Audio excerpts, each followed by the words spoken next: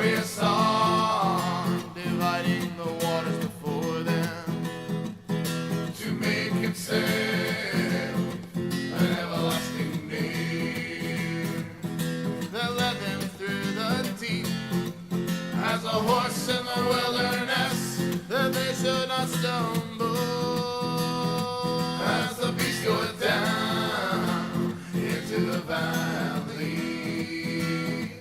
The Spirit of the Lord caused him to rest. So didst thou lead thy people to make thyself a glorious name. Look down from heaven and behold, from the habitation.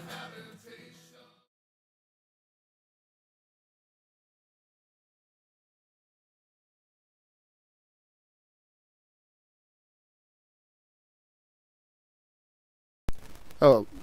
There.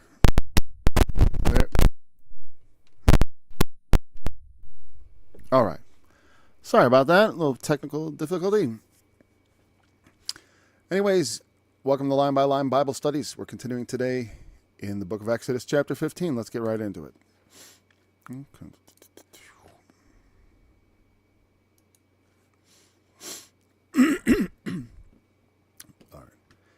So Moses, we're going to pick it up right where we are because it was just the context was the song, which we already looked at. Verse 22. So Moses brought Israel from the Red Sea, and they went out into the wilderness. Hold on a second. There's something really distracting on my screen. There we go. That fixes that. All right, let's read. So Moses brought Israel from the Red Sea, and they went out into the wilderness of Shur. And they went 3 days in the wilderness and found no water. And when they came to Marah, they could not drink the waters of Marah, for they were bitter. Therefore the name of it was called Marah. And the people murmured against Moses, saying, What shall we drink? And he cried unto the Lord, and the Lord showed him a tree, which when he had cast into the waters were made sweet. There he made for them a statute and an ordinance, and there he proved them. And said, If thou wilt diligently hearken to the voice of the Lord thy God, and will do that which he was right in his sight, and will give ear to his commandments, and keep all his statutes, I will put none of these diseases upon thee, which I have brought upon the Egyptians, for I am the Lord that healeth thee. And they came to Elim, where were 12 wells of water, and 70 palm trees, and they encamped there by the waters. And they took their journey from Elim, and all the congregation of Israel came into the wilderness of Sin, which is between Elim and Sinai, on the 15th day of the 2nd month after their departing out of the land of Egypt. And the whole congregation of the children of Israel murmured against Moses and Aaron in the wilderness. And the children of Israel said unto them, Would to God we had died by the hand of the Lord in the land of Egypt, when we sat by the flesh pots, and when we did eat bread to the full. For ye have brought us forth into this wilderness to kill the whole assembly with hunger. This whole assembly. Then said the Lord unto Moses, Behold, I will rain bread from heaven for you, and the people shall go out and gather a certain rate every day, that I may prove them, whether they will walk in my law or no. And it shall come to pass, on the 6th day, they shall prepare that which they bring in, and it shall be twice as much as they gather daily. And Moses and Aaron said unto all the children of Israel at even, then ye shall know, whatever. Why is it a capital A after a comma? That's confusing me. At even, then ye shall know that the Lord hath brought you out of the land of Egypt. I'm reading terrible today, sorry. And in the morning, then shall ye see the glory of the Lord, for that he heareth your murmurings against the Lord. And what are we, that he murmur against us? And Moses said, This shall be when the Lord shall give you in the evening flesh to eat, and in the morning bread to the full, for that the Lord heareth your murmurings which you murmur against him. And what are we? Your murmurings are not against us, but against the Lord. And Moses spake unto Aaron, Say unto all the congregation of the children of Israel, come near before the Lord, for he hath heard your murmurings. And it came to pass, as Aaron spake unto the whole congregation of the Lord of Israel. Sorry, I was anticipating different words. And they looked toward the wilderness. And behold, the glory of the Lord appeared in the cloud. And the Lord spake unto Moses, saying, I have heard the murmurings of the children of Israel. Speak unto them, saying, At even ye shall eat flesh, and in the morning ye shall be filled with bread, and ye shall know that I am the Lord your God. And it came to pass that at even the quails came up, and covered the camp, and in the morning the dew lay round about the host. And when the dew that lay was gone up, behold, upon the face of the wilderness there lay a small round thing, as small as the hoar frost on the ground. And when the children of Israel saw it, they said one to another, It is manna, for they wist not what it was. And Moses said unto them, This is the bread which the Lord hath given you to eat. This is the thing which the Lord hath commanded. Gather of it every man according to his eating, an omer for every man, according to the number of your persons. Take ye every man for them which are in his tents. And the children of Israel did so, and gathered some more, some less. And when they did mete it out with an omer, he that gathered much had nothing over, and he that gathered little had no lack. They gathered every man according to his eating. And Moses said, Let no man leave of it till the morning. Notwithstanding, they hearkened not to Moses, but some of them left of it until the morning, and it bred worms and stank. And Moses was wroth with them. And they gathered it every morning, every man according to his eating. And when the sun waxed hot, it melted. And it came to pass that on the 6th day they gathered twice as much bread, 2 omers for one man. And all the rulers of the congregation came and told Moses. And he said unto them, This is that which the Lord hath said. Tomorrow is the rest of the holy Sabbath unto the Lord. Bake that which ye will bake today, and seethe that which ye will seethe, and that which remaineth over lay up for you to be kept until the morning. And they laid it up till the morning, as Moses bade. And it did not stink, neither was there any worm therein. And Moses said, Eat that today, for today is a Sabbath unto the Lord. Today ye shall not find it in the field. 6 days shall ye gather it, but on the 7th day, which is the Sabbath, in it there shall be none. And it came to pass that there went out some of the people on the 7th day for to gather, and they found none.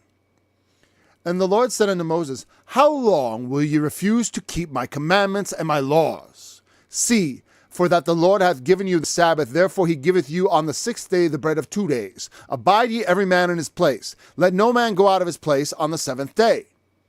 So the people rested on the 7th day. And the house of Israel called the name thereof manna, for it was like coriander seed, white, and the taste of it was like wafers made with honey. And Moses said, This is the thing which the Lord commandeth. Fill an omer of it to be kept for your generations, that they may see the bread wherewith I have fed you in the wilderness, when I brought you forth from the land of Egypt. And Moses said unto Aaron, Take a pot, and put an omer full of manna therein, and lay it up before the Lord, to keep it for your generations. As the Lord commanded Moses, so Aaron laid it up before the testimony, to be kept. And the children of Israel did eat manna 40 years. And they came to a land inhabited. They did eat manna until they came unto the borders of the land of Canaan. Now an omer is the 10th part of an ephah. I threw that in. All right, we'll stop there, of course. Well, not necessarily, of course, but that's quite a lot to talk about. Now back to the waters of Marah. And it's interesting, in Marah, they throw the branch in, right? And that heals the waters. And that makes me think how Jesus was called the branch, right? He is the root and offspring of David. Also, he was nailed to a tree, and by his stripes we are healed. His suffering brings an end to that which pollutes the waters of our life and existence, because water represents life. And as much as you can observe this in so many places, not just in the Bible, but also in the way that men talk about it. Even that, when they look for life on other planets, they're always like, "Where's the water? Where's the water?" I've always thought that they'll, that's obvious. No life we have ever encountered could be possible without water. But on the other hand, we don't know everything about the universe, so there could be other ways for things to live. In other environments, maybe the swimming in seas of methane and stuff like that. it would be interesting. Because you can imagine there's cold processes that will work in very cold temperatures as long as there's flow and stuff like that. Who knows? Anyways, but when he cast that certain tree into the waters became sweet. And that's Jesus. He talked about, whoever believes in me, and asks of me, I will give him living waters, and there will be in his belly a well of water springing up into everlasting life. I butchered that quote. It's not a quote. Consider that a paraphrase. But the sentiment is important, that Christ gives us this living water. And that comes, it is, to me, that is what does that represent? Well, the Spirit. And the Spirit that raised him up and makes us alive. Because that is, there is a sort of a flow of the Spirit, because he isn't just, something like we get baptized one time, and I bring water in here, and that's kind of an unrelated water thing, I think, perhaps, because that's portrayal of death and burial, because the water also has to do with the abyss. And there's life and death. There's, both sides of it. Just like God says, I kill and I make alive. I do both of these things. And water also kills and makes alive. Fascinatingly, if you think about it. And also it can be poisoned.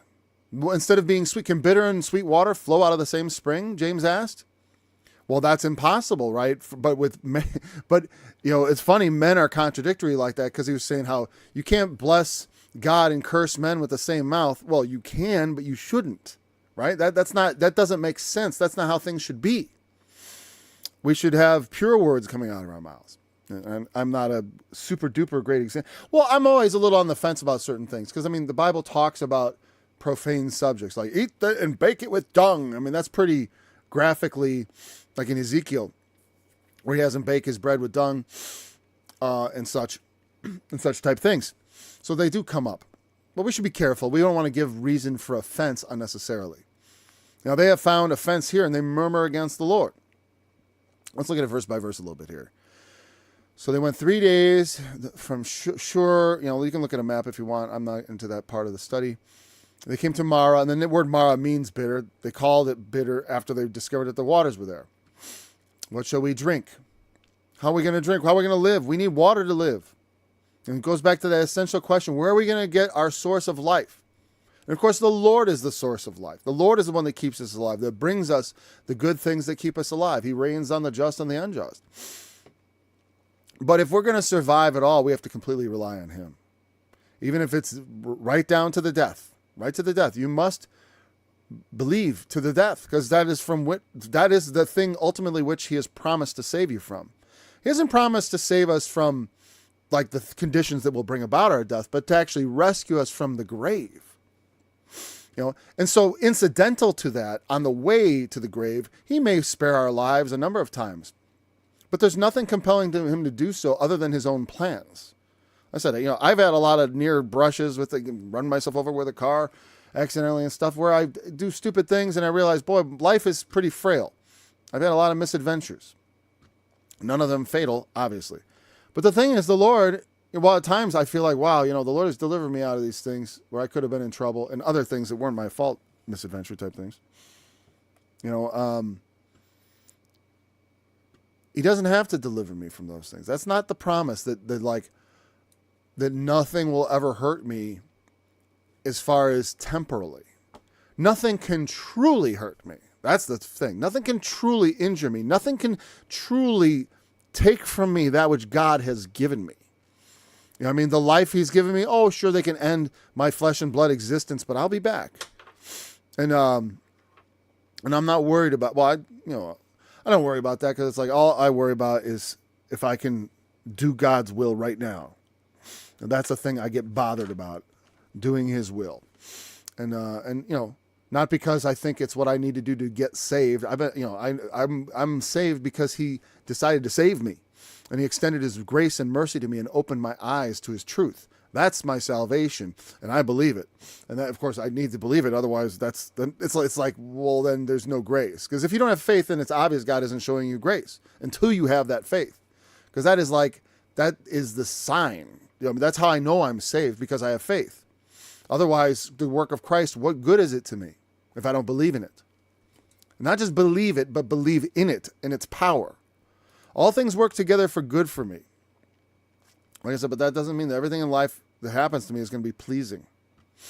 And when he talks about all those things, he talks about a lot of negative things like swords and all kinds of things that can come against you to try to separate you from God's love by somehow causing you. And how would it do that? Well, he said at the beginning, I am persuaded that neither death nor life or all these things, any other creature, there's nothing that can separate me from him. I am persuaded. That means I have faith. But if something can separate me from God, by like, and like I said, to me, that's not so much losing your faith. Well, it is sort of, because like Jesus said, to him the hath shall be given, and he shall have the more abundance. This is from Luke, this particular quote. But from him that hath not shall be taken even that which he seems to have. See, because they seem to have faith. They seem to believe. Because why? Because they say so. You say so. Well, that's why Jesus said, by their fruits you will know them. Someone sent me an email and I thought they were trying to be apologetic for Israel, for that state. And I'm not sure. I had to ask them, would you please clarify? Because to me, it's the most essential thing, the most elementary thing. By their fruits, you will know them. What are they doing?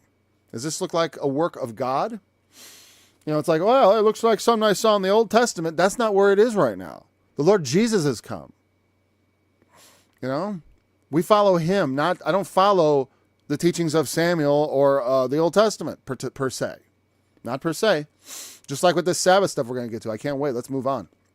Okay. So he cried. He showed him a tree, which when he had cast in the waters were made sweet. This is like Jesus, right? He rose from the dead to make us alive. His death, the death of the tree makes the waters clean, all that stuff.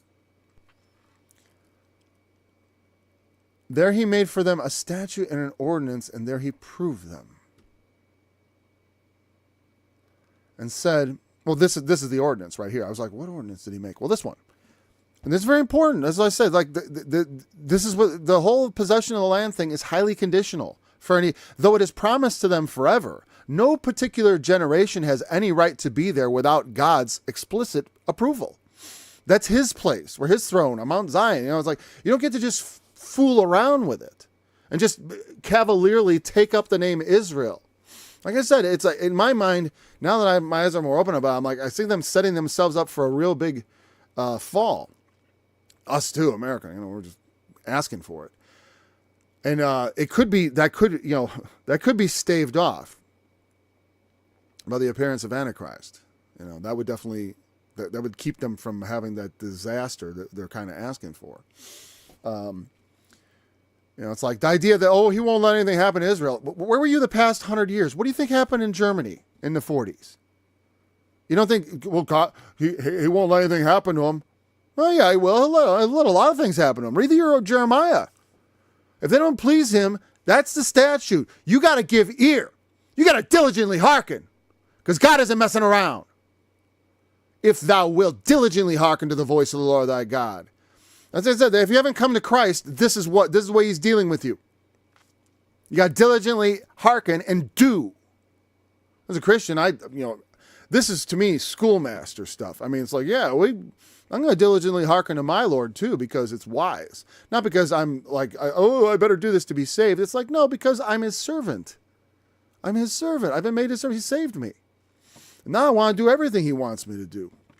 I like doing what he wants me to do. It makes my life better. I've had a great life based on what I've obeyed the Lord in. All the negative parts about my life it's just my own stupidity. It's like my own need for chastisement, my own need for correction, my own need for wisdom. My own need to have experiences to be compassionate towards others as one who teaches. I got to go through stuff. Otherwise, how am I going to empathize? You can have pure empathy just that comes out of the heart. You can have insight. We don't have to go through every single experience to be able to understand what people are going through on some level, to try to put yourself in their position. You suffer one way, maybe not another. I've dealt with some very painful experience. Literal pain, and also the emotional pain. And the Lord puts me through that for my good and for the benefit of others. When I'm proved by it, when I'm exercised by it. We need to do what's right in God's sight. if we want to lay claim to all these highfalutin promises and stuff, we want to say, oh, we are the people of God. Oh, no one can touch us. If I want to be able to say to one who comes against me, drop dead, and have him drop dead because he wants to hurt me. If I want that to happen, if I want to be protected like that, I should be in the Lord's will, doing what he wants, not doing my own will, not seeking my own pleasure, not seeking my own at all, but seeking his. And then he'll protect me until my time is up, until my mission's finished.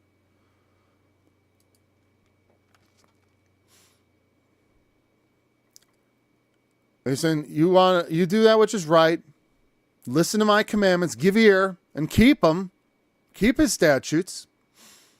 And we recently covered a lot of those words, commandments and statutes, and they're pretty much the same. The things he institutes, statutory. They're not all necessary. They're like things we have to follow. A lot of times that has to do with, it's not like don't do, like the feasts are not, you could, in the terms are somewhat interchangeable. That's why I'm not going to split hairs over them. They're the things he says we need to do. The things we need to be obedient to observe. Statutes, ordinances. I remember someone trying to tell me years ago that, only certain ordinances passed away when Jesus, when Jesus died on the cross. It was only parts of the law. Everything else, you understand, as a mode of salvation, it's all done. Jesus is the way. The law is not the way. The law just points to Jesus. That's all. And it gives you a lot of insight into morality. But like I said, like Jesus said, though, you can't even really use it the way it was used before, because there's a lot of things that just, because he fulfilled all, they're not active at all. And the apostles affirmed this in the first century when they declared that the only things about the law we should be concerned with was to abstain from fornication, things strangled, things offered to idols, and blood, drinking blood. The four things. And even that, Paul was like, well, the things offered to idols, it's just don't do it with conscience. I mean, like, you don't have to worry. If you go to the butcher shop, don't fret about where you got it from, where it came from. Don't ask questions. Don't ask, don't tell, because it's nothing. There's no hocus pocus going on with the meat.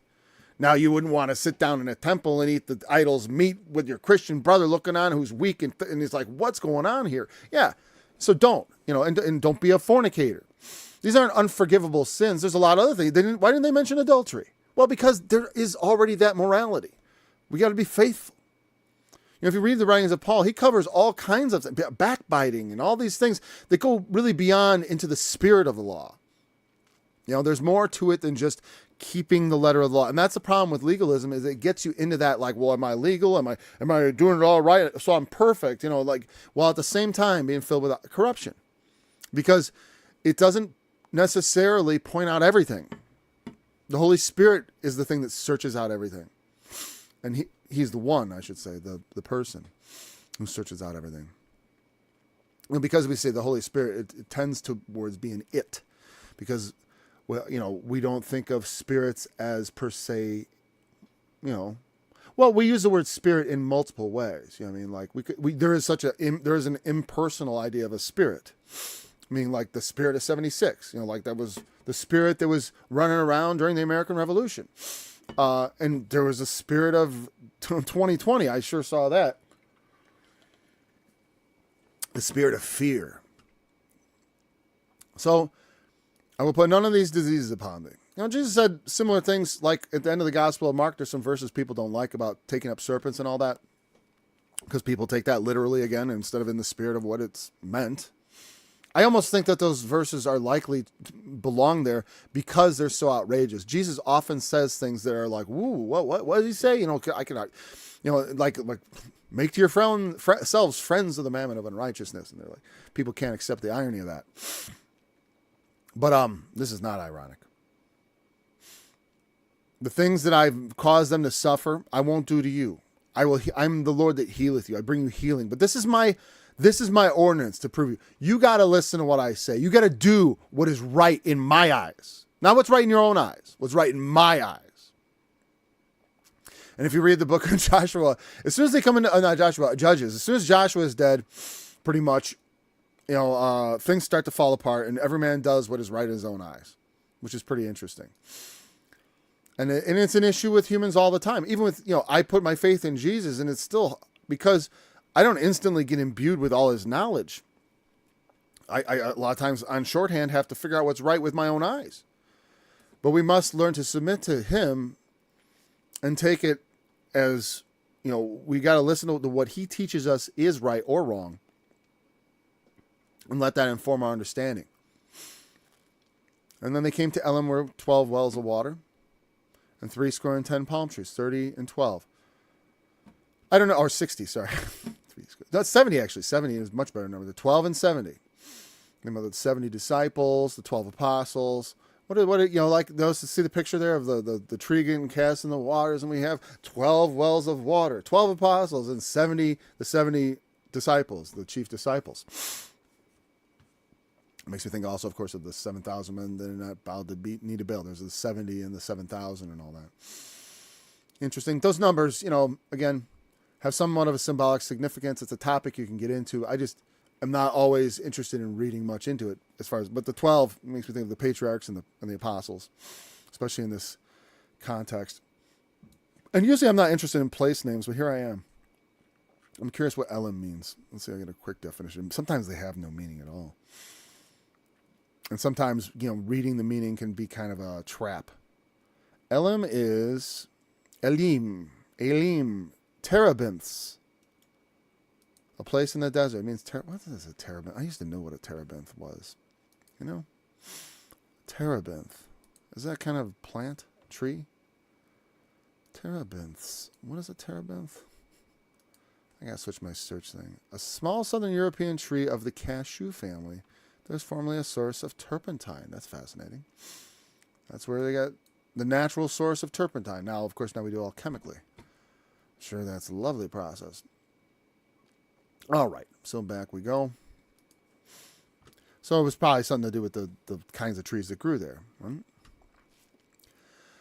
All right, next chapter, we come into this manna and the Sabbath issue.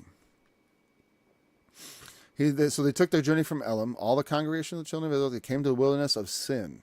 Now, that word has nothing to do with our word sin, but it's interesting. I always thought it was funny that they call it the wilderness of sin. And in it, they sin. But that's not what it means. What does it mean? Seen. And that's just what it's called. They spell it differently to help you out with it, because it's not spelled sin either. And actually, that's a long E sound. Seen, especially in the Hebrew, if you look at the way it is spelled, you'll see the yod in there somewhere, I think, right? Why don't they show the Hebrew spelling? Oh, there it is. Wow, that looks wrong. Didn't they have I guess they're noon in there. That doesn't look like a noon to me. And that doesn't look like oh, here we go. Why is it? There we go. That's a scene. Yeah, I think. Yeah, they lengthened that N at the end, I think. I remember, I forget. Oh, my incomplete Hebrew instruction. I left too soon. Some would say the dark side got me, Left your training too soon. Okay, so now the whole congregation murmurs against Moses and Aaron in the wilderness. The 15th day in the second month after. So they've been traveling a while already, and so a couple months out, maybe they came out well laden and with animals. And then they were like, would to God we had died by the hand of the Lord in the land of Egypt when we sat by the flesh pots. I remember, that's a good, and I like the whole idea about the flesh pots. Later on, they complain, the garlic, the onions. Yeah. Oh, because they get bored with the manna eventually. Would to God we had died by the hand of the Lord. Oh, if God had killed us. Oh, I get it. I understand,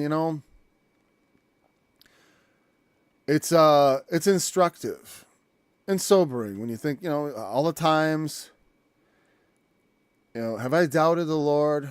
Not that I doubt him so much as but I'll doubt my relationship to him and sort of his grace toward me, which is kind of the same thing. Meaning, I'll sort of think like, maybe I'm not meant for all this stuff. The Lord hasn't chosen me. But his word says, you're saved by grace through faith. And my continued faith, and the fact when I was ready to pretty much lose my faith, I was losing my faith, and then he sends a couple of young men to ask me to go play at their church. And in the process of the preaching, the things I was missing out get highlighted to me. And then the next day I return 100 miles. I go back again to ask those people to pray for me and lay their hands on me. And God, he finally heard my prayer. Because he knew if I went away from that place disappointed, I probably would have left the faith.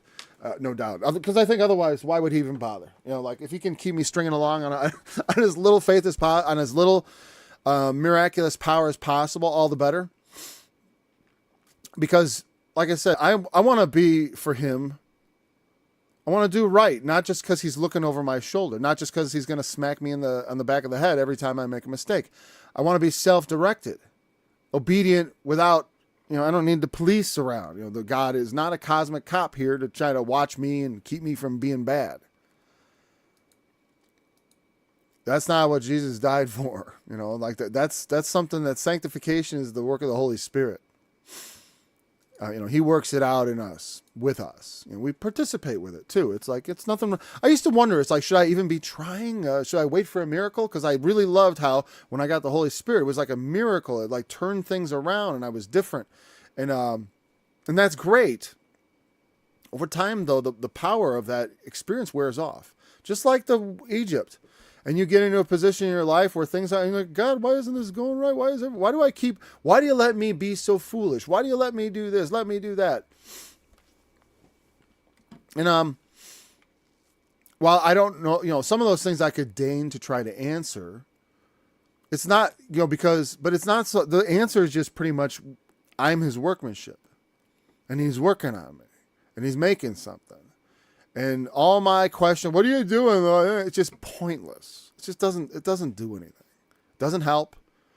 It doesn't help me. It just, and it doesn't please the Lord. I want to be pleasing to him.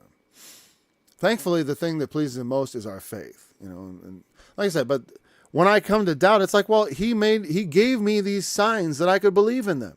He gave them those signs that they could see.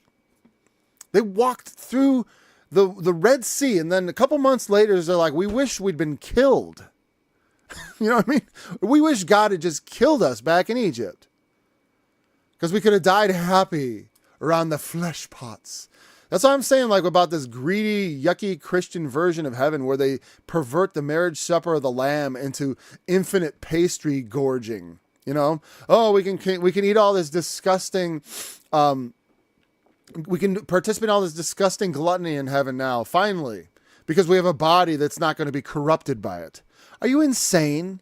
Heaven is not an all-you-can-eat buffet. I'm sorry. You start acting like that in heaven, it's like a guy not having a wedding garment. It's like, who let you in here? Get this greedy slob out of the place. Like I said, I don't really think most people's overweight or obesity problem has anything to do with being just incapable of holding yourself. These foods, I was watching a video on it with the ultra-processed ingredients. They are made. And a lot of the things they would eat probably in Egypt, the savory foods, same effect. You eat them and you're hungry for more all the time. And that's great for the manufacturers. Like, gee, we'll sell more food. And they're saying real food is more expensive. That's not my experience. Is my grocery bill is about the same and I buy less stuff when you have more ingredients and you're not buying all this junk. Junk food is the enemy. You gotta eat real, it can be good. I love real, just eat real meat. Eggs are not too expensive. Thank God for that. Because I eat a lot of eggs for breakfast. 4. And that's, the 4 eggs for breakfast and a nice salad first. Followed up by a fish oil, and as long as I'm giving my itinerary, and of course, very important, vitamin B, a real vitamin B, not like the kind you get out of those pills that are made in factories. And this is nutritional yeast. It's something your body will absorb. It doesn't just turn your urine a dyed color or something. In fact, it doesn't have dye in it. Make it more appealing to your eyes, more appealing to your mouth and to your taste. And we got this. And you look at it's really when you think about our Christian, Christian nation. It's not a Christian government, but it was a Christian nation. Of course, that's why Sam Harris wrote that book called "Letter to a Christian Nation" because he knew it was undeniable. But we are, how have we fallen? And I think part of it is because we've for far too long, like that we've allowed this, sin doesn't really matter attitude to prevail. And when people tolerate sin in their children, they tolerate it in, isn't he cute? Look at him lying. It's like, oh, look at when I've seen parents actually do that where they get amused. It's like, if you laugh and show joy at your children's bad behavior or take delight in it, you'll get more of it. And then you got to trap them when they're young. Look for it when they're bad at lying, and just knock that one out. It's not hard. And don't tempt them to lie. I always try to make it easy to tell the truth. And then saying like, hey, if you do something wrong or bad, you break something, just tell me the truth. I never punish kids for accidents. There's no crying over spilt milk. Or for things I hadn't told them not to do. Like when my son carved up the piano. I didn't tell him not to carve up the piano. What was I doing? I didn't think about that. Sorry, I never mentioned that. I don't want to embarrass anybody, of course. But I was the same way as a kid. I carved up my grandfather's guitar. It's an everlasting testimony to my childhood foolishness. But I was like 6 years old. What do I know? No one ever said don't use your fingernail to push in the grain. I didn't think of it as destructive. I was just curious. Look at that. It's kind of neat. I'm making these lines like a decoration. In some ways, I doubt my grandfather would find that there was anything wrong with it. He loved me. So this desire, this lust after the foods they're missing. They're not starving, but there's something about Egypt. We don't have bread. We love bread. I like bread. It's one of my favorite foods. It is my favorite food, bread. Unfortunately, the bread we have these days is not real food. Well, it's interlaced with all these bad ingredients and all these denatured, compounds that they've, whatever. I can't talk like the doctors do, but this is knowledge that's sort of coming out. People's obesity in our country, you're not just greedy, you're starving of nutrition, and the food is not providing your body with nutrition, so you're hungry and hungry and hungry, and the food is almost designed that way. And you just get fatter and fatter and buy more and more food. And even when you try to diet, like I said, I used to try to cut down, and I would, but I'd be ravenous all the time. Ravenous. I'd get done eating, I'm like, I'm still hungry. Because the food I was eating was not making me, giving this feeling of satisfaction. Like when I finish my breakfast, have everything, have my minerals, my electrolytes, and, this is not a paid promotion, but I do like these products, Dr. Berg's, especially the electrolyte power and the nutritional yeast. Don't buy it all up on me. But when I have my proper nutrition, I just feel good, and I don't feel hungry. I mean, I'll look forward to eating later, but I don't have like this I gotta eat feeling, and it's like, I've noticed the difference. I've noticed the difference. So look into your diet. Eat real foods that are not too far from nature. Fermented stuff is good if you like. For like sauerkraut is good. I eat that before every dinner, even though I really don't like it. But I know that it's good for me in my gut. And I think that's part of what's happening to our country is that people are being fed this awful stuff that's based on marketing and not based on what people need to survive and their body to feel good. You gotta have all the vitamins and minerals and real meat, vegetables, the things God created for you to eat.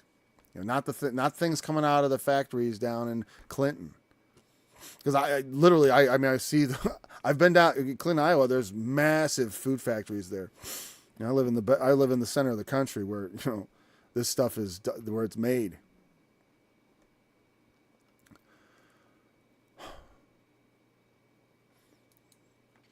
All right, then said the Lord unto Moses, I will rain bread from heaven for you. They want bread. He sends them meat. I don't know if like they're animals somewhat, because you can't eat up all the animals. They took their animals with them to make sacrifice and such. But, maybe there's a certain amount of, you don't always just eat from your flocks, especially if you're not prepared. If they had been eating also of supplementing with bread from Egypt and such, again, there would be, then they would have a dietary problem, because you can only, and they would probably understand this as people who know husbandry, animal care, could definitely, I'm sure, inform me better, because I'm not really familiar with animal. Like, certainly, I always order my chickens. I'm not a chicken breeder. I do want to breed chickens, actually, not breed so much as raise. But anyways, there's like certain, when you have a certain number of animals, you can only eat so many before you start reducing your flock. And if you want it to grow, you can only take so many for food. So it becomes this calculus. It's like, okay, well, we can't take all the cows and eat them, or we won't have cows in the future. We can't take all the chickens and eat them. If we eat all the eggs, there won't be any chicks. There won't be new generation. So you always have to have more animals, for to survive off them. So if they've been supplementing with bread and other foods, which they would in Egypt, those flesh pots didn't just have flesh in it. There'd be flesh plus the vegetables and all those other things that now they don't have access to, because they're not going to get out in the wilderness much in the way of vegetables and these other things that they might use to supplement their diet. And so they're maybe starting to see, okay, we've killed off a number of the animals, and we've gotten to the point where we shouldn't be taking so many more, and we're consuming them at a rate that we can't. And we're going to starve to death out here as they're getting the report, because the people who manage the animals, they are used to things working the way they do. And it's the truth. You can't, if you mismanage your flock, you won't have one. And so they look at this calculus. It doesn't say that, but I'm presuming, why would they be like this? Because we know they left with animals. Well, I'm giving that explanation. You can't eat up all the animals. Some of them are even for sacrifice. There's a time frame over which they breed. It's a complicated thing. If you are knowledgeable in it, you're going to feel that that's your truth, man. I mean,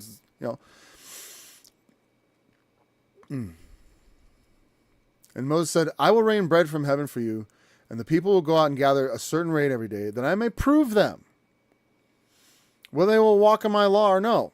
And he kind of proves immediately that, well, some of them know, right? Some do, some don't. And that's the way of it. There was always a faithful remnant. Even in Israel today, I pray for all the Jews, all of them, especially the ones who are gung ho about this death and devastation they're bringing, because they are the ones in the most peril of damnation. It's like when you revel in death and destruction, God does not like that.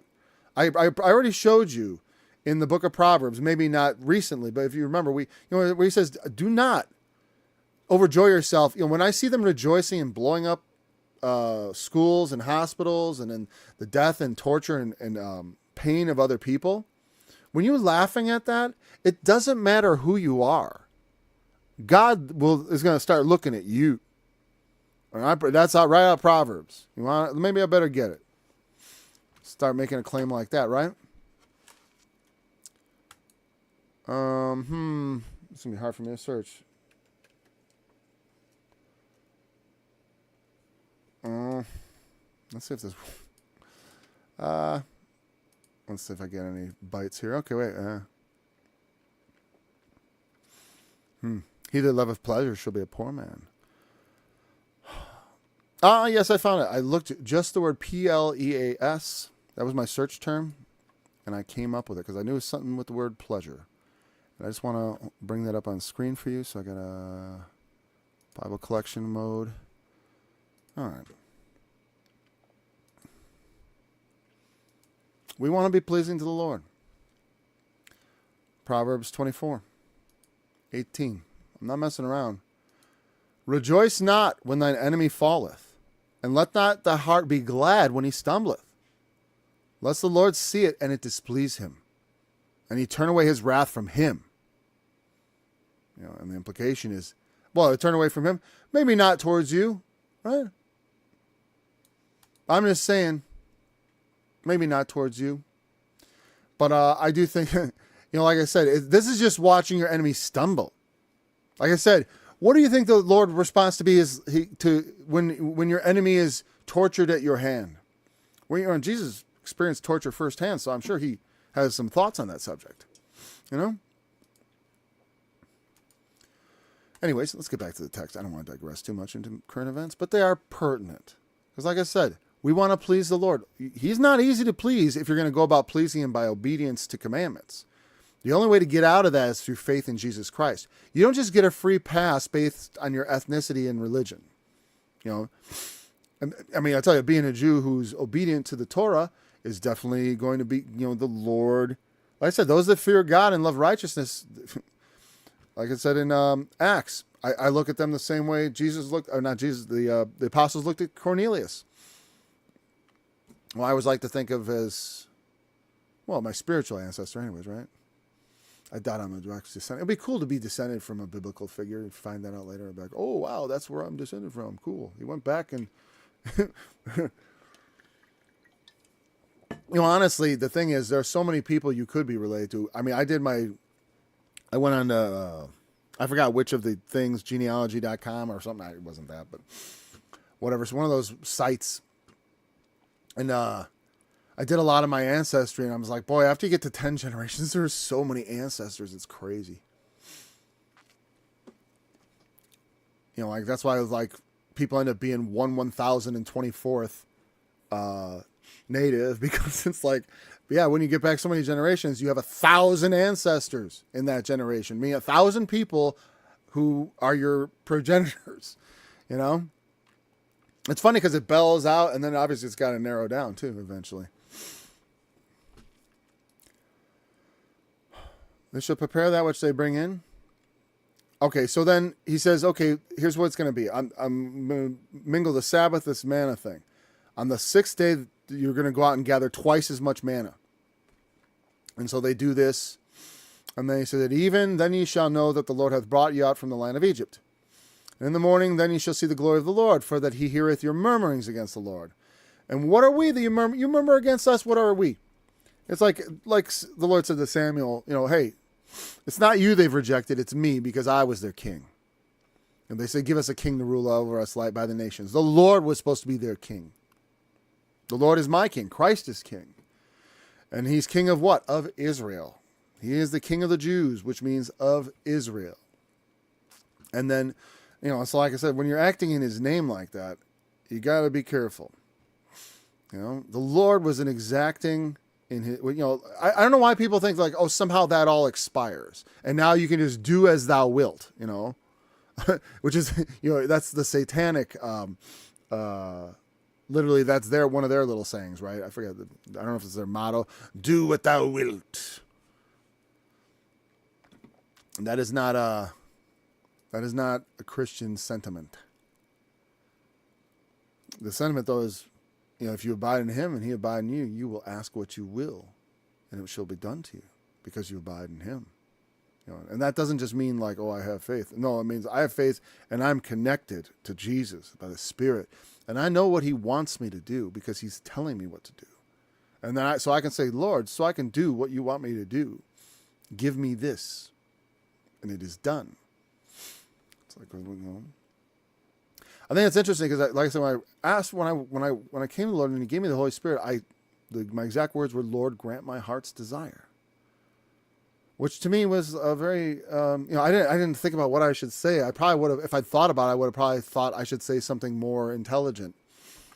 But actually that was quite a beautiful thing because that's what he said. You'll ask what you will. And he's saying to me, Paul, I'm going to give you what you want.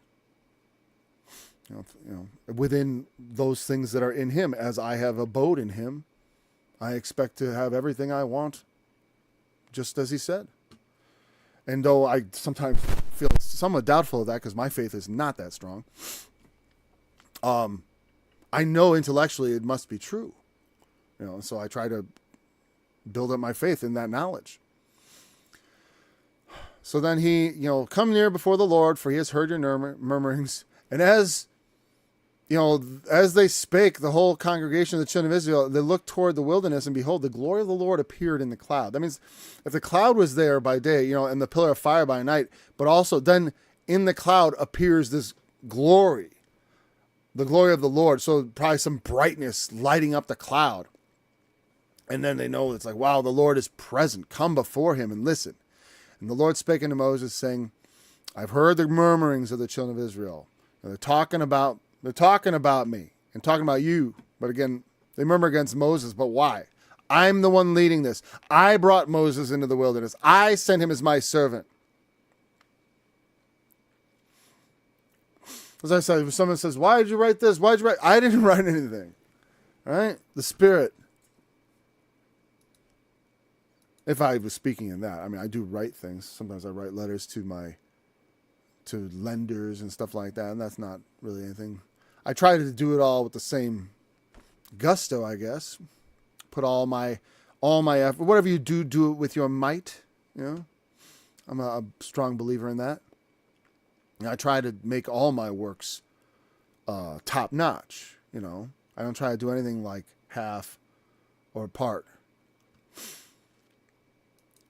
You know, not by fractions. I've heard the murmurings, speaking to them. At even you shall eat flesh, and in the morning you shall be filled with bread. And you will know that I am Yahweh, your God, by name. That all caps means. And it came to pass that at even the quails came up and covered the camp. And in the morning the dew lay round about the host. And when the dew was gone up, in the morning as it does, and then there was left on the face of the small round thing, as small as the hoar frost, the gray frost. Maybe that means, or white, I'm sorry. Like hoar hairs, that means white. So like when you have frost, that's very small. Not tiny, not like flour, but it's like these little round things, like frost, like little bits of frost. And they say, gathered of every man according to his eating, an omer for every man, according to the number of your persons. So everyone gathers a certain, and apparently an omer is half an ephah, whatever. It's just enough. You know what I mean? I'm not going to worry about how much. It was enough. And they make that quite clear. They gathered some more, some less. The specificity of the measuring, and then also the fact that people are gathering different ones, I'm a little confused by that. But in the end, they gathered some more and some less, but then they measured it with an homer. He that gathered with it much had nothing over, and he that gathered little had no lack. So whatever, they gathered every man according to his eating. Obviously, there's the power of the miraculous working here. And like I said, the power of the miraculous isn't just like snap your finger. It's like God has mechanisms by which he operates. And to us, it is not the normal way the world operates because we don't have control over those levers. But for him, it is how the world operates. The world is already operating within a super reality where he exists, and it is contained from it. I mean, we can't perceive those things unless our eyes are open to them. Like when they saw Christ transfigured and things like that, where the veil is suddenly brought back and you see Moses and Elijah conferring with the Lord and all that.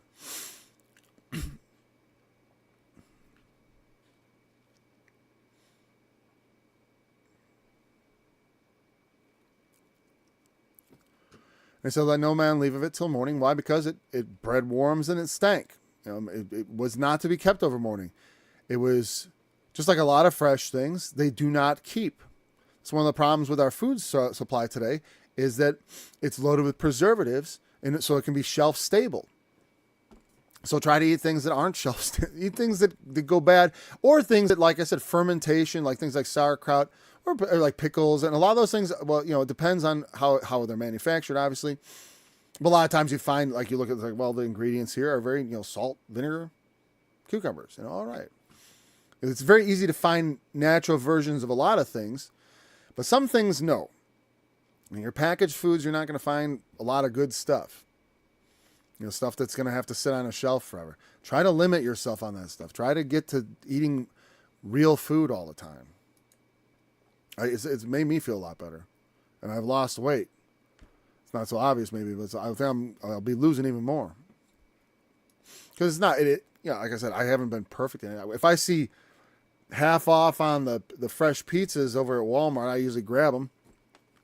Though, my sons are very into their health, and they'd prefer probably if I didn't. But sometimes mom needs a quick meal, and it's not going to kill you a little bit. But if you're surviving on this stuff, you're not healthy. There was this gentleman, a doctor, and he for a month ate nothing but ultra processed foods, just stuff out of the microwave, stuff, stuff for this, stuff for that, packaged, prepackaged, pre-made, lasagnas, fish and chips, whatever, things. He was British.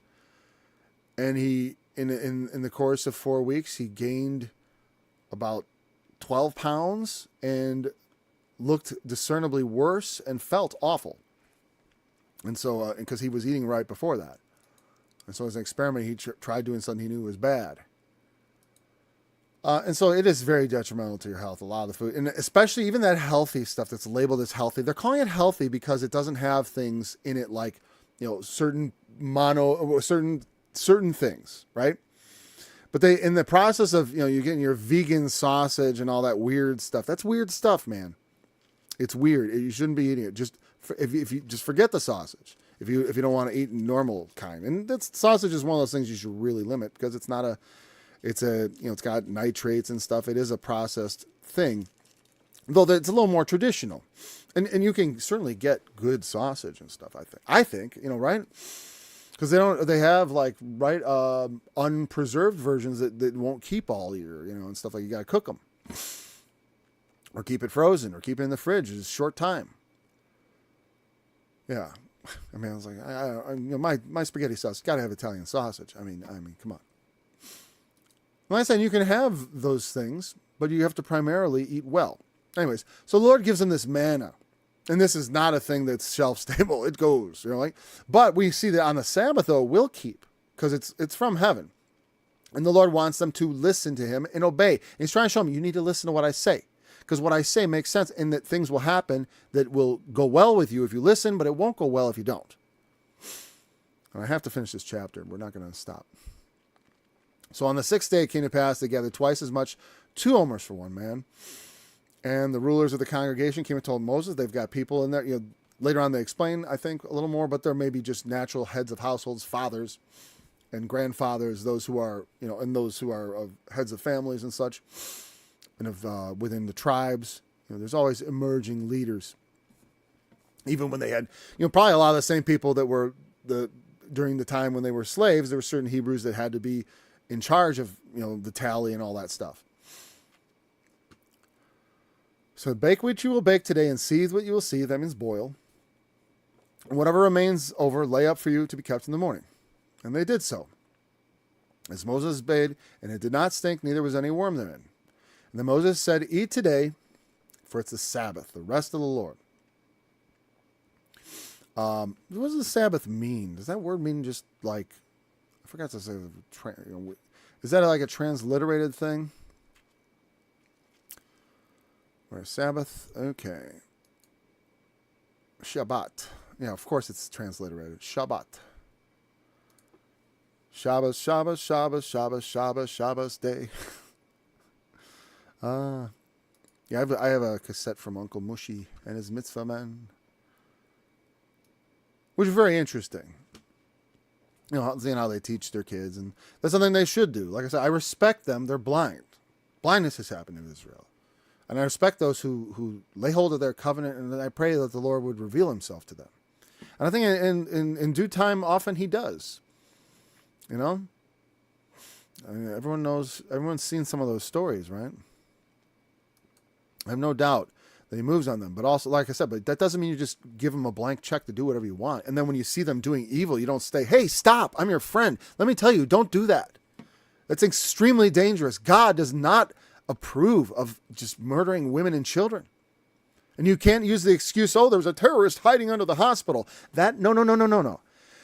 A civilian object doesn't become a military object just because there's a soldier in it. They have to convert that hospital to an actual command center. They can't have one under it. And the truth is, why do you have such resistance? Because you're oppressing them. You count their calories for them. When they tried to peacefully march, they had the peaceful March of Return in the 2014, I think it was, and nobody noticed. I didn't notice. Sorry, Palestine. I didn't notice when you tried peaceful protesting and they murdered you. And so, nobody cared. That's our fault. We let people suffer and we don't notice, because we're too busy with our lives. My suffering. Oh, I get an extra payment now. Yeah, you're stupid. That's why you got an extra payment. Shouldn't have done those things. You made bad moves. Well, you live and learn, right? And here's the thing, the Lord can provide. If you run out of, you didn't have enough animals when you left, well, the Lord will supplement your food with bread. And for 40 years, he gives them manna. Sabbath, Sabbath, Shabbat, Shabbat, Shabbat, Shabbat day. I was wondering whether to say Shabbos. I think that may be Yiddish, actually, right? It's probably not. Yeah, it probably is, because it isn't Old Hebrew. And Europeans would probably, if they're English-speaking Europeans, they might refer to a lot of their religious stuff in Yiddish. Because when the Israel formed, they had to actually resurrect Hebrew as a language. It was dead. They had to have their own language there. Fascinating, right? And it means Sabbath. Well, what's the etymology thereof? Intensive from Shabbath, which means intermission, interruption, like specifically the Sabbath. So it means it's an intense form of this word Shabbath, which means to cease, desist, or rest. So it means rest, just as I suspected. All right. Just as the Lord ceased from his own labor the seventh day, we are called to cease from our labor and take a day of rest. Now, Jesus had a very interesting attitude towards this, and I often return to this passage when I teach about Jesus going through the corn on the Sabbath and his disciples picking ears of corn. If you can't see how that's exactly like them going out on the Sabbath to look for food, you know what I mean? And Jesus doesn't say, they're not violating the Sabbath. What he says is, we're special. That's what he said. That's what he said. Don't you hear what David did? How he ate the shewbread, which is only lawful for the priests? Because God makes exceptions. That's why. How do you think I get saved? He makes sinner, the soul that sins shall die. Well, but he's blood. Why should that exception be made? Just because in his mercy he offered his death and all that, that doesn't explain why I'm being accepted from the rules. I'm being accepted from the rules because God makes exceptions. Now, under certain conditions, right? It's not like he just blows off the rules. And that's why I say, a lot of times, it's like people try to prove that, the dead are all in heaven because of Moses and Elijah.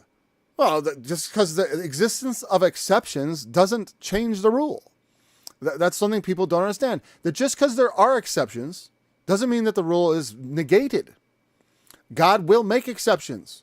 He forgives people for their sins, and others he holds them to it. Ananias and Sapphira didn't even get a chance to repent. They just lied to the Holy Ghost, and that was enough. You're going to be made an example of. I don't want to be made an example of. Lord, but that's not really up to me, is it? That's his choice. Because I don't deserve it. I don't deserve to be saved. I stand by faith.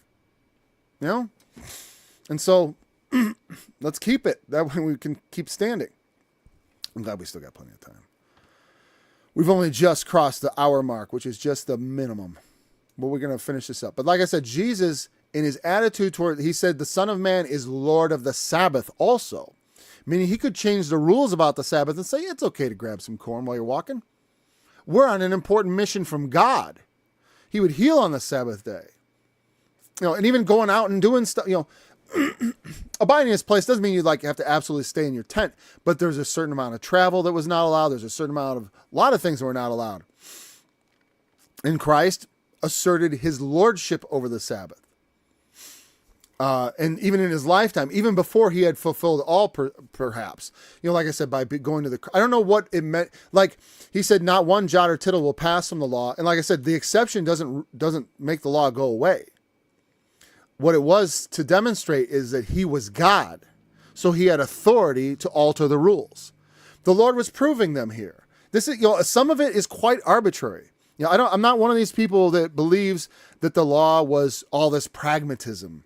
Arnold Murray, my original teacher, who I reject, but he I reject his teachings for the most part, obviously, except the things that are obvious that I still agree with him. Of course, Jesus is Lord, and we should have our faith in him and place our faith in him, and that's how we get saved. He got that right. But he had some weird, he had these beliefs we should keep the dietary restrictions, not to get saved, of course not, but because it was practical. It was there for our health. That the and I would say, well, okay, I could maybe think that about the dietary restrictions. Okay, that may be plausible. But what about the whole things about the kind of clothes you got to wear? What about the thing about the binding? They're somewhat arbitrary, especially having tassels. There was a purpose stated. It's gonna set you apart. So people are gonna know you're a peculiar nation. You're my people. You're supposed to dress a certain way. You're supposed to eat a certain way. You do all these things a certain way. You rest on the Sabbath day. You do all my commandments. You're supposed to show people this is God's way. You're going to be a shining light to the world. What would it take for a nation to sort of live up to Christ? That's the law that was given, to live up to that, to he who would be their king. To be a nation worthy of such a king. And they accounted themselves unworthy, is the best way to say it. Not all, of course, not all, but the leaders, those who were in charge, and they took down a lot of the common people with them. As what do you think Babylon's going to be? It's the same thing in our generation. And the common people, some of them, on them God will have mercy. And by common people, I mean people who aren't teachers, people who are not leaders, people who are not instructing others. People who are not capable, they don't have those gifts. But often, like I said, we got to find something else. That's why for some people, like I can have a ministry without being part of a church, though I could be part of a church and have a ministry there. I've done that, and I enjoyed being part of a church, except for the ultimate disappointments that often come because men are men, and I'm not any, I can doubtless screw things up too. I have blind spots that I haven't quite sorted out. I try not to, I try to look for that. I pray about that, what I will, Lord, is that you reveal me some of my blind spots, and that's what I will. And he's like, oh, well, that's what I wanted for you too, Paul. I'm going to show you in due time. You'll see. Sometimes that happens through like a bad experience, though. That's why I say, to me, it's like sometimes I go through a lot of bad experiences, man. That's why I say sometimes, and again, wandering in the wilderness is also kind of a bad experience. You're in not a good place, And it's easy, even though God's guiding you, to look at your circumstances and say, this is not working out. But resist that. Instead, be faithful. Be faithful in your words. Be faithful in your deeds. Be faithful in your heart.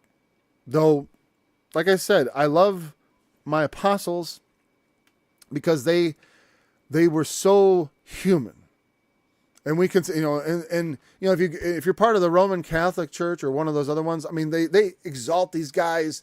They're the highest religious orders consider themselves successors. The big muckety mucks. Like the Pope is the new Peter. And that kind of that's how highly exalted they are in the minds of these people, because they exalt these characters to the top of their pyramid, and they take on, the mantle of those leaders. It's like, okay, I'm not putting anybody else's mantle on me, not willingly, I guess. Well. You can't just take it. It has to be given. If you have a prophetic mantle, it comes from the Lord, not from claiming, I'm going to be like so-and-so. And even, like other people have said, other people say things. It's like, don't let it go to your head. The Lord loves a humble teacher, a humble speaker. He chose Moses. Look how Moses was a very humble man. He didn't think much of himself. As far as he didn't think he had all these grand thoughts. I'm the leader. He's like, oh Lord, what do I do? This is great people. It's too much for me. Look at that example of what a real man of God is like. And also, he stands in the breach for the people. That's important because that's what Jesus did. He took the wrath of God for us. The wrath that was due us, he received, that we could be free from it. So it still doesn't explain why he lets some of us off the hook. Because like I said, we still don't, as far as there's no why except for my will. This is what I determined. His determined counsel and foreknowledge, what he wants, what his goals are. He is raising up the sons he has chosen. And I can't add to it or change it. I can only participate with him in his work. And recognize this, I can show my faith by my works, but ultimately I have to be his workmanship. Doing works doesn't prove anything except, like I said, that you believe something, you believe in something, but to become something that the Lord, like I said, that he recognizes and acknowledges. What is the Sabbath? And there shall be none. On the Sabbath, none on that day. And so, according to the teachings of the Lord Jesus and the apostles, and as I said, there was no mention of the Sabbath in Acts as far as, well, tell the Gentiles to be sure to keep the Sabbath and the 10 Commandments especially. Just the 10 Commandments. Some people say like, oh, it's just the 10 Commandments. The 10 Commandments are insufficient for righteousness. You're getting it wrong. Jesus already laid it out. There's a greater law. Whosoever is angry with his brother without a cause, he's in danger of the judgment. That's where you're looking. You look at a woman with lust in your heart. You've already committed adultery with her in your heart. It's a different scale, but it's still there. Every idle word shall men give account in the day of judgment. Every idle word. Oh my God, how am I going to deal with that? It's a greater law. It exceeds the old law. The old law ain't good enough. It ain't specific enough. It ain't have enough. There ain't enough righteousness in it. And the Spirit and the law of Christ acting is superior to it. And by virtue of that glory, it's done away. And so I don't have to keep the Sabbath days specifically like that.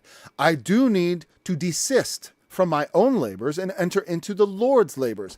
And just like my Father worketh hitherto and I work. That's the attitude he had. That's why that's all been destroyed. That's why that's all been abolished. Literally, that's what the language he used. I went there last week.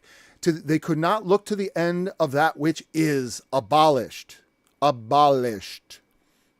It doesn't mean it isn't true. Doesn't mean it isn't good to read and learn from it. But as far as a mechanism for salvation, it is abolished. Abolished. Thank God. Praise Jesus. I don't have that law hanging around my neck that kills me. All it will do is kill you. The law. That's what it's good for. To kill you and do justice to the world. Get rid of all the sinners. Get them out of my sight.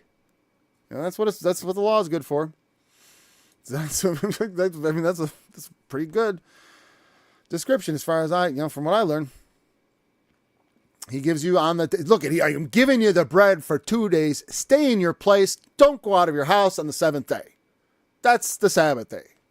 So the rest of the seventh day, and they called the name there of manna, which means, what is it? And they called it, they said, what is it? They said, it is, what is it? That's what they said. I like when they say it is manna, when they said, literally in their language, they were saying, not it is manna, but it is, what is it? That's the way I read it anyways. I like that reading because it makes sense. Because it is, what is it? We'll call it like that candy bar, whatchamacallit. It's a whatchamacallit. We don't have a name for it because we never see anything like it. That's what happened to the Trinity. That's why we have the word Trinity. The word Trinity is not in the Bible. Yeah, because there wasn't a word for it. We didn't have a word to describe the Trinity. I find depressing. One time I stopped in briefly to look at David Wood's channel. I saw he was supportive of Israel, and I'm sort of like, all right, blind on that one, so I don't want to listen to his nonsense. Because they'll bring you all these legalistic scriptures about how Israel this and Israel that, and I this and I that. And I'm like, I can read you a bunch of scriptures that say exactly the opposite.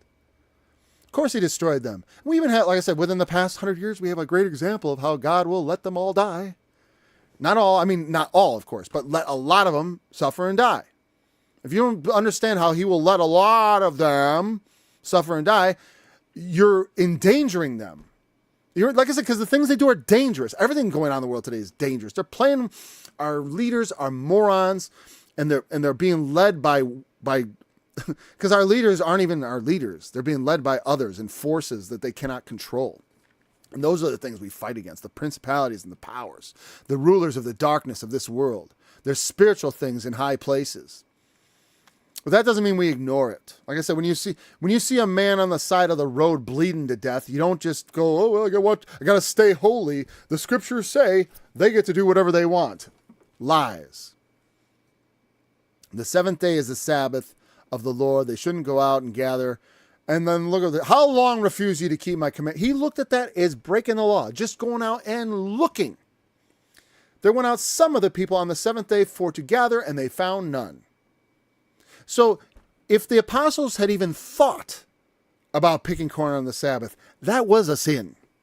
All right? If they'd even thought about it, it was a sin. It doesn't just apply to manna. That is keeping the Sabbath. Gathering food. You're supposed to gather it all and cook it all that day. And they weren't picking what we would think of as corn, whatever. I don't know what corn that they would eat. It wasn't I don't think it was, Anyway, so in the New Testament, the Sabbath is now one man honoreth one day above another man honoreth every day alike. I certainly respect people who keep the Sabbath. What I disrespect is people who make it their boast that they keep the Sabbath, like the Seventh-day Adventists. And then I go to their Sabbath meeting when they're all gathered together and eating and drinking. And to me, I'm like, and I come in and play music, and I hear, as I'm playing, they're talking amongst themselves about profane subjects. As I'm playing the words of the Lord. And this, as this is going on, I'm just enraged. Not for my own sake, though it could seem like that. It was rude. But like, just knowing who they were, and knowing their thoughts on the Sabbath. And then, here they are, profaning the Sabbath. The Christians who are known for it, the Adventists. Oh, they're so strict. They're so strict. They don't drink alcohol. No, they don't touch alcohol. That would be a sin. See, when you get into, I'm straining out all the gnats, right? Because, again, the Lord left some things to conscience. Wine is a mocker. The Bible makes, be not drunken with wine. You shouldn't get drunk. But Jesus blessed the cup with the wine in it and gave it to his disciples to drink. So there's a place for at least a very small amount. That one was grape juice. I agree that their wine was probably a lot less alcoholic than ours is. A lot of their drinks were. A lot of times, though, it was a good idea to drink. Like in Europe, they drank a lot of beer because the water was often not good. So anyways, it was a violation of Sabbath day to go out and look for manna. So the disciples were, yes, violating the Sabbath, but Jesus did not say, oh, no, you got it wrong. This is okay under the Sabbath. You're being too strict. He didn't say that. He said, no. I am Lord of the Sabbath also. So they can do these things. Didn't you read what David did? I'm the son of David. That's what that meant, that he could do things like David did, where he was eating the shewbread. God didn't hold him accountable for that because he was his beloved and the mercy did not depart from him. And we too, like I said, can you sin with impunity? Not exactly, right? Shall we sin the more that grace may abound? You look at David's sins and they show that wonderful mercy of God. He even committed adultery and had the husband killed. And God did not cause his mercy to depart from him. And that's pretty bad. But that just shows but now there were consequences. But his mercy did not depart from him. Even so. And so I suffer consequences from things I do if I make mistakes. Yeah.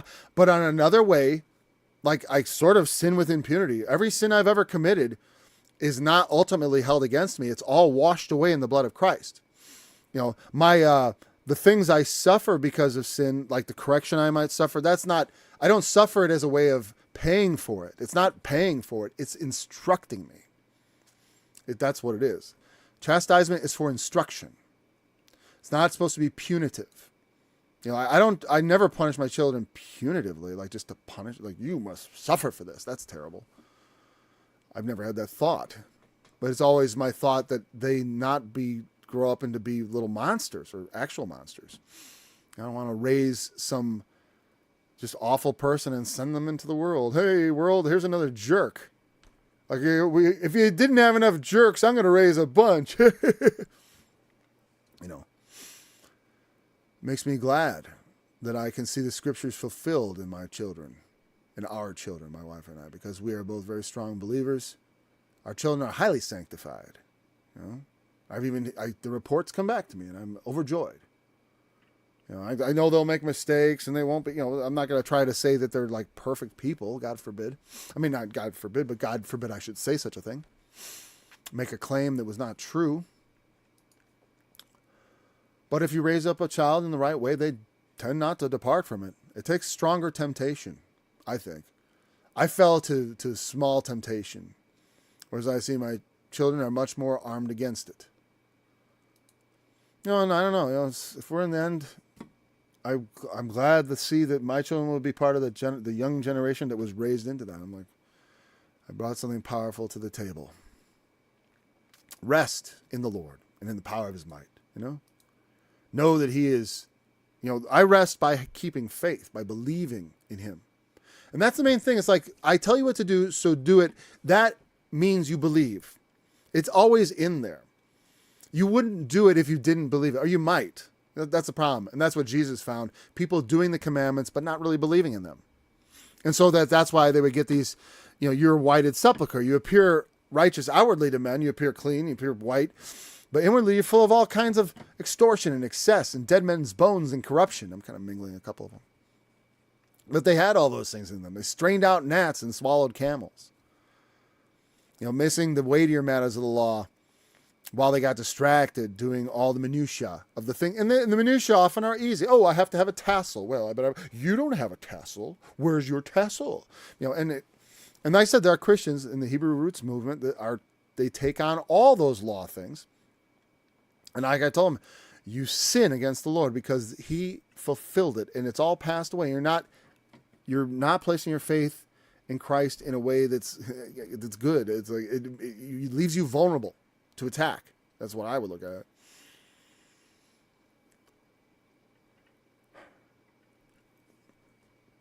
And the house of Israel called the name thereof manna, and it was like coriander seed white, and the taste of it was like wafers made with honey.